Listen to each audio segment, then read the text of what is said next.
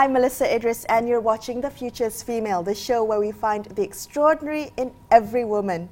Joining me on the show today, I have Nurainie Haziqah Shafii. She is the president of Girl to Leader, an organization dedicated to training adolescent girls for leadership positions in the future. Welcome to the show, Nurainie. It's lovely to be here. Thank you for having me today. All right, so I understand that you're not just the president of Girl to Leader, but you wear many hats, don't you? Okay. Yes. So why don't you tell us a little bit about how you came to be president or came to work with Girl to Leader despite wearing all these different hats? And what are some of the hats that you wear? All right, so basically professionally, I'm a lawyer. All right, so that's like my professional job. I'm also involved in politics. I'm also the Ketua Sri Kandi Keadilan Malaysia. And at the same time, since I am in a party where we talk much about like young women, so I actually started with this Girl to Leader Malaysia. So I became the president of Girl to Leader Malaysia, and I actually also a local councillor in MPPJ. Okay, there you go. Yeah. That's definitely many hats, but they all kind of overlap because in every one of these roles, you can serve as a role model or serve to help, lend a hand to young women who perhaps want to aspire to be leaders or in leadership positions. So Girl to Leader, I understand, is an international movement, right? Yeah. But this is the Malaysian chapter that you've brought. Exactly. Okay. Exactly. So it's actually an international platform. They focus more on bringing young girls into politics. So we saw it and we adapted in Malaysia. We brought it in Malaysia.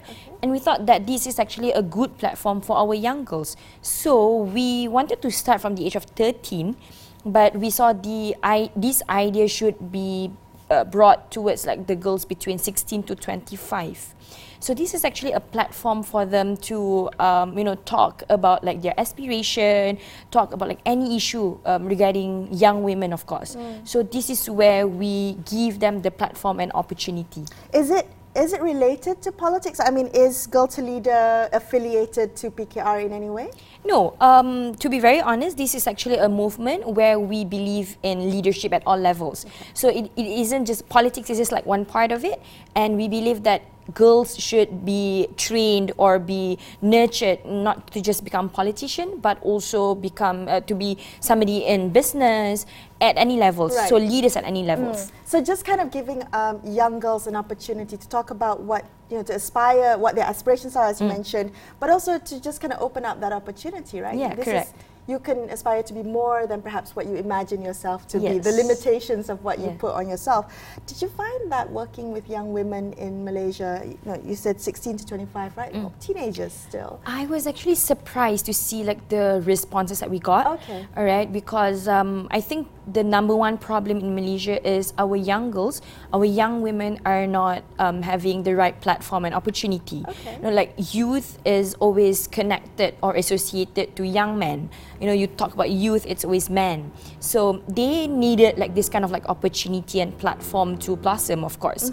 So it's so important that, not just NGO, political parties should be able to provide this platform as well. To nurture this kind of like, not just politicians, as I said, but also leaders of tomorrow. Okay. And, was there kind of a gap that you saw that young women in Malaysia just didn't know where to go to find some support for perhaps, cultivating a sense of leadership? Yes, yes. I think that is like the most pertinent thing that I saw. A lot of like these girls, from the age of 16, they know they have potentials. They know they have like things that they want to contribute, but they don't know where to go. Right. And you see like the culture in Malaysia where young women are always sidelined, in that sense. So these are the kind of like young women we should put forward, give them the opportunity and platform so that they can contribute back, show their potential and also show what they can do, in terms of building the nation. What kind of campaigns, what kind of work does Girl to Leader do on the ground? All right, so basically every month we have like a program called Speak to Lead. All right, the Speak to Lead, we do it every month where we call different leaders, not just women leaders, we also had like men leader to talk to this very small group of girls from 16 to 25. So it's like basically about 20 to 30 girls every month. All right, so these are the girls that we actually allow them to speak to these leaders, and then to have like the kind of like conversation, talk about like the issues pertaining to them, and then see what are like the things that they can take on to move forward from that. What kind of conversations do they have? So I would take it, so these would be perhaps, you know, politicians, and they would come and sit with young girls and explain to them or listen to what the young girls are saying. What kind of conversations do they have? So we didn't actually just call politicians. Oh, okay. That's the beauty part of it. You know, we actually called a CEO, ex-CEO of SME Corp, so different people that we call, so that they get the idea of, you know, like being leaders, not just about being politicians. All right, but if you're interested in politics, there's also a path for you. Okay. So what we talk about is much more on relating to like their opportunity. You know, especially when we talk about politicians, right? Do young women have the opportunity to become candidate in election, for example? Are they capable enough? You know, these kind of things this kind of conversation should actually spark the mindsets of like interest of the politicians to bring forward the idea of like, yeah, we need young women. Okay, so it's kind of a two-way conversation, right? So Correct. you have young people saying, you know, listening to perhaps some of the experiences of these leaders, and on the flip side, you know, politicians get access to what young people really want. Yes, right? yes, it's yes. a two-way conversation. And that's important, actually. Okay, wonderful. And so this is a monthly effort to kind of get this. We have like going? another 2 more programs. Okay. All right. One is like just now, Speak to Lead, and then we have Learn to Lead, where it is actually a training for these young girls, especially in terms of like leadership, where we discuss and train on negotiation, communication, leadership, and a lot more. Right. So it's actually very specific towards like building them as leaders. That is that's really interesting, because you mentioned communication, negotiation skills. What do you think is really crucial in order to build leadership, develop strong leadership skills in young women specifically? And you know, because this is a Malaysian chapter, every I guess international movement has to be tailored to the local flavor, right? The local cultural sensitivities. For Malaysian young women, what do you think is needed?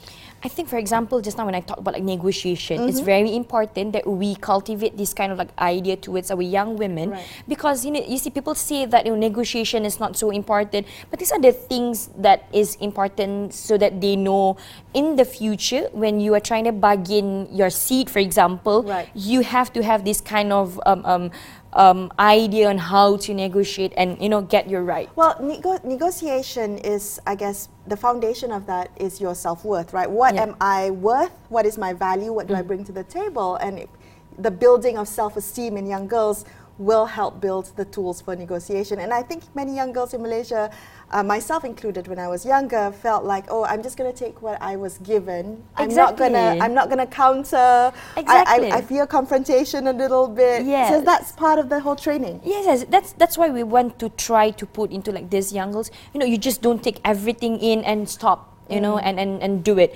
You need to say that we are worth more than that. Every segment of the people, sometimes they know what to fight for. Why not these young women who are very capable?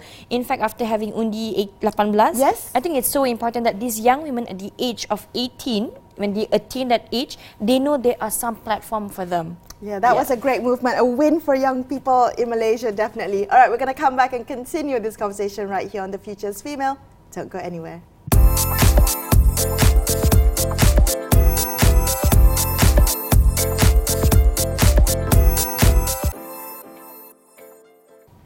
Welcome back to The Future's Female. I'm Melisa Idris. I'm chatting today to Nurainie Haziqah, who is the president of Girl to Leader, which is an international platform. This is the Malaysian chapter of an international platform to empower young girls to aspire to future leadership positions. Now, I want to focus a little bit on politics, right? Because you said that, if they have an interest in politics, then so be it, to kind of make that a conducive environment for young women to find their way in politics. What was your experience, Nurainie? Because you are also involved in politics. How did you get to be a young woman involved in politics, and what is the your current experience of being a female involved in politics?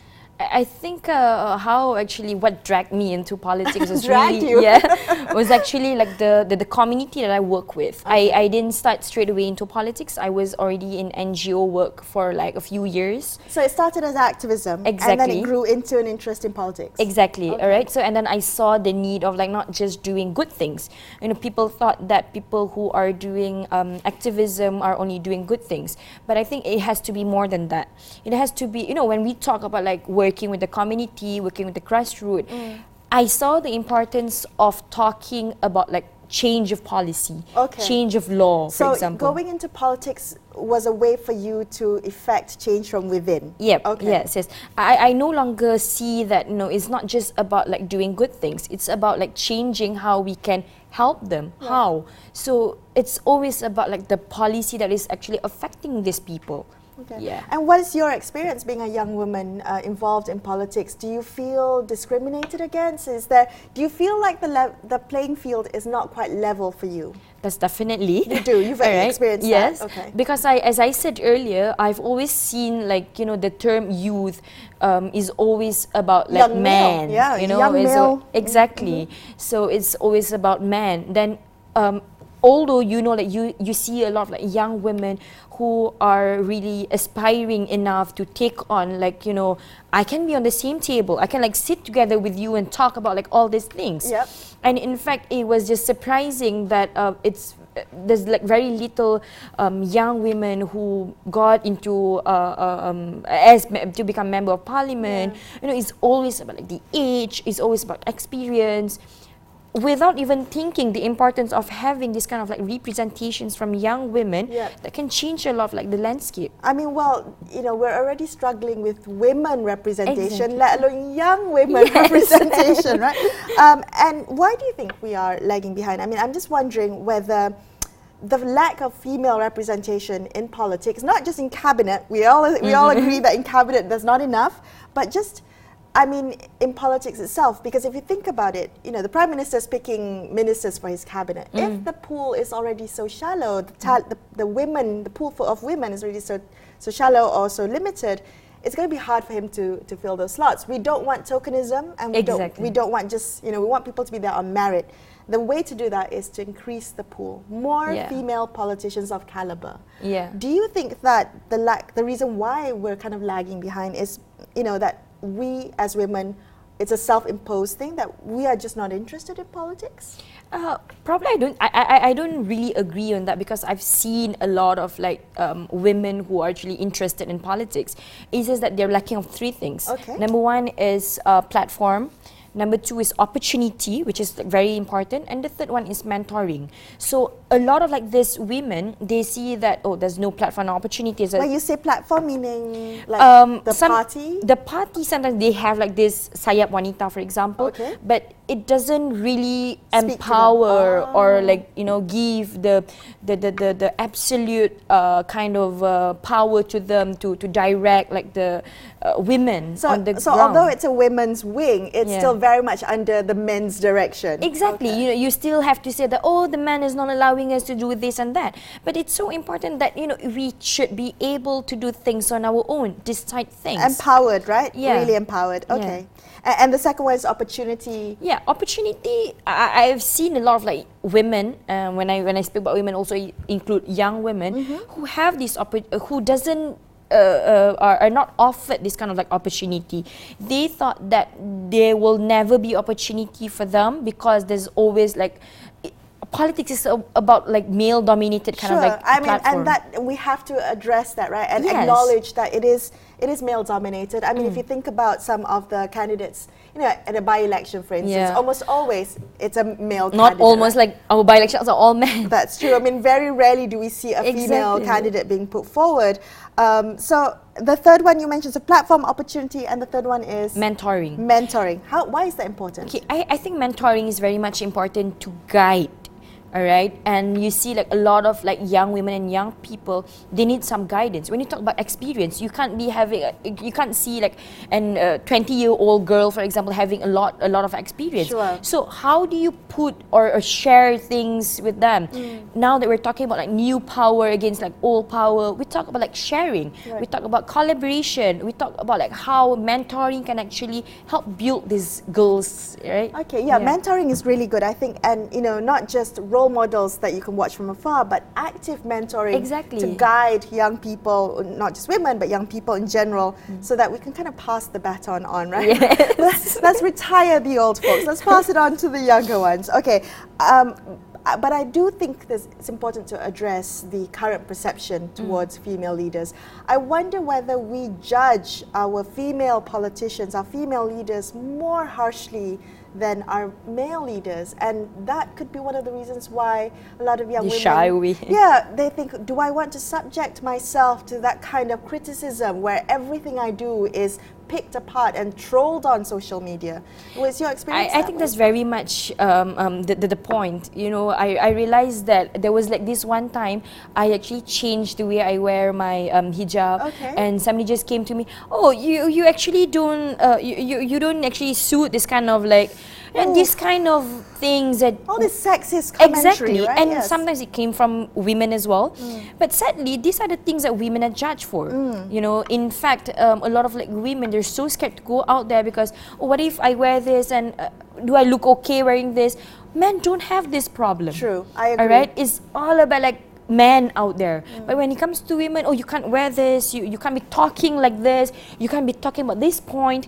They're directed in every sense of it. I completely agree with you. It's not just appearance that is granted a big aspect that women are judged on, but also in terms of personality, right? If women are seen to be confident or ambitious, they are then kind of boxed into the unlikable category. You're not seen to be a relatable or likable You're woman. not married, so you have to go get married first. You don't have children. How do you talk to your young girls about this? How do you counter that narrative? I don't really like the idea of just talking. I really like the idea of like showing example. That's why when people say that, how do you wear like so many hats and juggle? I said it's not about like just juggling. It's about like doing what you like and enjoying it. So this is where I actually portray, you know, like to these young girls, when I talk to them, mentor them, it's very important to tell them that, you know, it's about time management, you know, it's always about going against all this perception. And I believe that all the time. All right. And wonderful. I love that you brought back mentoring, because it boils down to that, right? Having someone to kind of explain to you, I know what you're going through and here's what you can be doing. All right, we're going to come back and continue this conversation. Don't go anywhere. See you soon.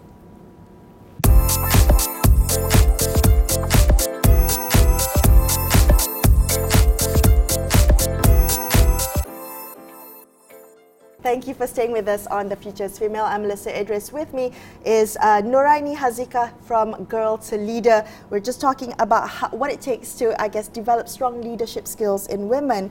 And you mentioned mentoring is a great way of doing that, you know, just so that they know how to deal with some of the negative feedback that comes when women in leadership positions are put under the spotlight. I want to talk about social media, because I think that's a wonderful tool to spread awareness, but it can also be one of the ways that, you know, detracts young girls' self-esteem. So how do you use social media for both the good and then kind of try to minimize the impact of the bad? I think number one is I choose who I follow. I think that's very important. You know, if you want to create like a positive environment, you should know who are you following. That's like where the environment coming from. And that is what I try to implement to a lot of people when I want to make sure people follow me for positivity. So I have to also show that, you know, this is like the kind of like account you follow, so that you can bring this kind of like environment. Yeah, so, I mean, there are lots of great positive messages on social media, right? Exactly, and that's, you have like the opportunity to choose. Right, so that's very important. And the fact that sometimes I do take a break from social media as well. Oh, you do? Yeah, just of course. To I think detox exactly, from all the toxicity. You know, yes, that's important as well. Right. Do you use it it to spread awareness for Girl to Leader and messaging? All my whatever hats I'm wearing, that's actually a medium for me, a tool for me to spread anything I do. As a local councillor, as a Ketua Sri Kandi, I also use this actually importantly to spread like the things that I do. You know, as a politician, you always make sure that you need to bring whatever idea and also programs out there. Well, given that you are active on social media, I mean, that means that it's a two-way street, right? How do you deal with the noise, with the backlash, with the trolls, with some of the people who attack you for, you know, things that perhaps you feel are unjustified? I think that's very normal, and what I do is, like I said earlier, I would take a break, or don't just don't entertain. I think when you start entertaining, it will continue. Right. So that's my usual advice to a lot don't of engage young the girls. trolls. Exactly. When you start engaging but sometimes I think it's important for you to say your point out as well. Okay, not to be scared to say it, right? Because if not, you will get bullied, right? So it's time for like more women and young women especially to put your points forward. Right. You know, sometimes these people are just trying to bully you, but you need to get your points out as well. Yeah. So there are things that I sometimes don't engage at all, and there are things that I actually answer. Well, you know, I think that the world is a completely different space now than when I was growing up, and I think a more challenging and difficult one for young women, especially young women who perhaps have ambitions to be so much more, right? So, what do you think, Aini, as a society, what we can do that's concrete and constructive to help make it a better place for young women to develop, you know, or to aspire to leadership positions?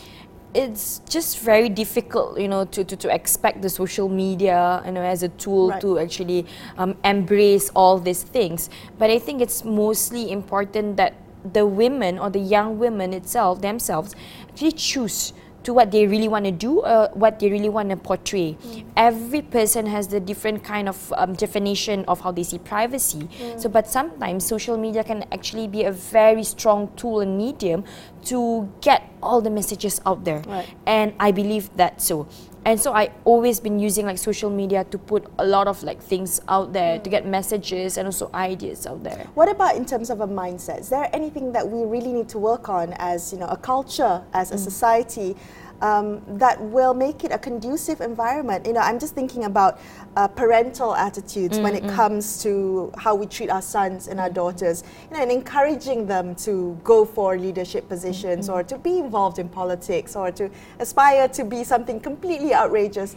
Parental attitudes need to change as well. Exactly. I remember my parents were actually very, very supportive up until now, of course. They didn't say, oh, are you sure, do you want to be doing this? Never, never. They were just like, we will support you. That's your interest and we will support you. And they have been like my tremendous support, including my husband, of course. But at the end of the day, it's very much important to see how your support system can actually support you. Okay. Support system has always been like the reason why I'm here, of course. But at the same time, this is the idea of how parents especially, because about a lot of like these young women I am at, they do have like some difficulties explaining to their parents, you know, especially when they're 16, 18, you know, they're too young, you know, they get this kind of like comments. And parents, I think, often want to shelter young girls, especially at their age, you know, out of fear of the big bad world, right? So there's a feeling of, I need to keep my little girl safe from the big bad world, but at the same time, that's limiting for young women. But that should not be like the whole idea, the general idea of like, you know, building our girls. It's important that we should let our girls be out there and voice whatever they want. Wonderful. Yeah. Well, I'm really heartened to hear that this is the work that you're doing. What's in store for Girl to Leader in the coming year? So we have just launched our latest program called Volunteer to Lead, where we train our girls, all right, to start their own project in the community. So we see it's very important so that our girls, as leaders of tomorrow, of the future, would know, would not be disconnected from the community and the people. Yeah, that's important, right? Yes. Okay, so I mean, for the young women watching tonight, what message would you like to leave them with about, leadership for tomorrow? I think all girls should be able to go out there, talk about like yourself and talk about like the issues that you want to put forward. Don't be scared, be brave, and always see yourself as a potential. Wonderful. Thank you so much for being on the show. Unfortunately, that's all the time we have on The Future's Female. I will be back with you same time next week for another episode where I will be speaking with other exceptional women. So make sure you catch me then. Thank you for watching and good night. Thank you.